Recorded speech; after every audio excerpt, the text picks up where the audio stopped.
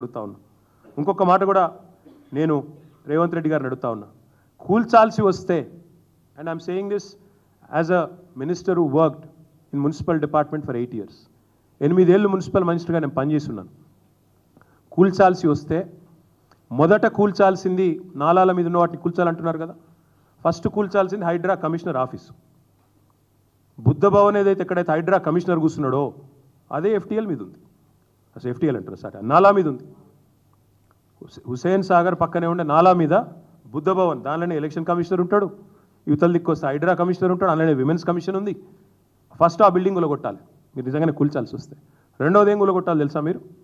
ఏ GHMC అయితే పర్మిషన్లు ఇస్తుందో ఆ జిహెచ్ఎంసీ బిల్డింగ్ను రెండోది కొట్టాలి. ఎందుకంటే జిహెచ్ఎంసీ బిల్డింగ్ కూడా నాలా మీదే ఉంది.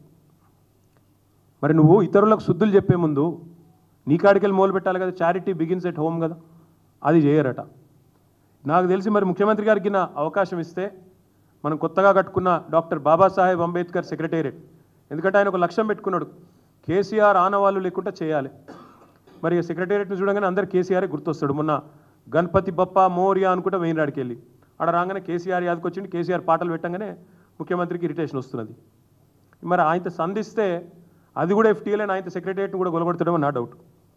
నేను అడుగుతా ఉన్నా ముఖ్యమంత్రిని, ఇట్లా మూసీ బాధితులు ఆక్రందనలు చేస్తుంటే, మూసీ బాధితులు ఇబ్బంది పడుతుంటే, నిన్న మొన్నటిదాకా డైలాగులు కొట్టిన మీ అధినాయకులు ఎక్కడ? మీ రాహుల్ గాంధీ ఏడి? మీ ప్రియాంక గాంధీ ఏడి?